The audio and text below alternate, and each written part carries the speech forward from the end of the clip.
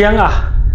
今年的夏季高考3分段招生计划大变化，居然有11所大专院校停止招3分段，其中有5所是公办大专，比如顺直大、深直大、广东轻工、汕头职业，还有广东茂名健康。除了这些外，还有6所民办大专也停止招3分段，比如广州松田、广州华夏，还有广州华力科技，还有广东南方、广东创新科技、广东碧桂园。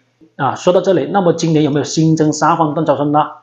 想知道的先点赞、关注、收藏起来。那么新增的6个、11个专业比如第一，广东机电有2个专业，电气自动化以岭南师范，商务英语以广州软件学院。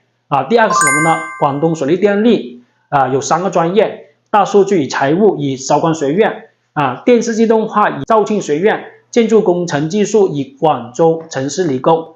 第3个什么呢？罗定职业技术学院有2个专业，现代教育技术以杭山师范，小学英语教育以广州理工学院。